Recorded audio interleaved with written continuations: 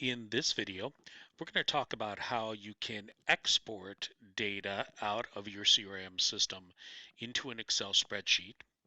Then you can actually make changes to the data while it is in the spreadsheet, and then re-import it back into the CRM database. Our speaker today is going to be Gus Gonzalez. He is a CRM MVP, and he's got a great presentation on how to do this process. Hope you enjoy. The process is very simple. Let me show you how it works. Here we are in Microsoft Dynamics CRM, and I'm going to navigate to the Active Contacts view. So I'm going to navigate to Contacts, I'll click on Active Contacts, and I have a little bit over 1,400 contacts in the system. So all I have to do is click on Export to Excel, and all 1,400 records will be exported into an Excel spreadsheet, just like this. The columns that I have available on my view will be the columns in Excel, and all the formatting will be correct. So I can click on Enable Editing, and I can edit some of this information. I can, for example, change some of the names or last names. I can update email addresses, do a find and replace, for example. I can add some company names and connect them to records in the system. And obviously I can change things like phone numbers. As you can see, the formatting on the actual field will remain. So if you had a column that was a drop-down menu or an option set, then the field will be a drop-down menu or an option set as well in Excel. So in this case, I'm just going to update a couple of records here. So let's make this one 555-0000. So we know it's going to do it a couple times so we can see those changes once we import them in the system. Once again, you can add more information if you need as part of the data that you're changing in the system.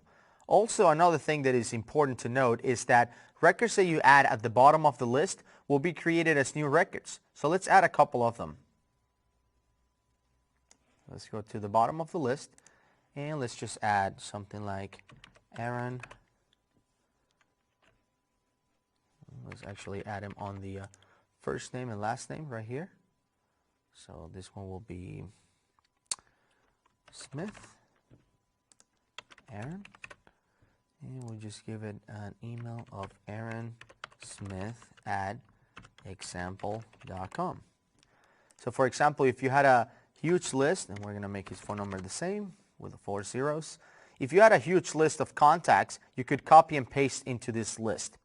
Now you might be wondering, how does Microsoft Dynamics CRM and Microsoft Excel know which records are new and which records have been modified? Well, it's pretty simple. Microsoft Dynamics CRM exports a global unique identifier and other information for each one of the records included. If you haven't noticed, my Excel spreadsheet doesn't have the A, B, and C columns. You can see that the first column on my workbook is D.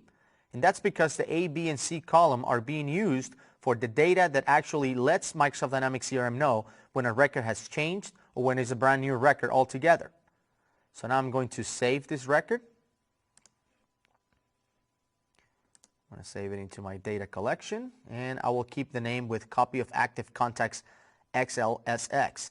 Now if you notice, actually going to save it under my documents. If you notice, this file is actually XLSX, and the import of this type of record works only when I have exported the records to begin with out of Microsoft Dynamics CRM. If I try to import these records in this format, it's not going to like that. It's not going to let me do that. So we will be converting these to CSVs before we actually import them into the system. This one, no problem. We exported out of Dynamics CRM, so everything will work just fine. So I'll save it. Now I can close it, and I can go back to Dynamics CRM. I'm going to click on Import Data all the way on the top and browse to my file, which you can see will be under Documents, Data Management, and there it is, copy of active contacts. I click on Next. The data stored on the A, B, and C columns helps CRM know exactly which records they are, what the fields map to, which each column maps to, and all of the new records have been entered. I don't really have to enter anything else other than selecting if I want to allow duplicate records to be created and who the owner of the records will be. In this case, I'll keep myself as the owner. So I'll click on Submit and Finish. Now, right now, a job has been started behind the scenes, which will actually push those changes to CRM, and it will actually help create the new contact. So when I refresh this page again, you will see at some point that the numbers will change to zeros, like we just did. And you'll also notice that the count of contacts has increased by 1 because we added 1 new contact to the system via the Excel spreadsheet. So let's refresh the page. And there you have it, 1411. So 1 more contact has been added, which was Aaron Smith. And you also see that the numbers have changed.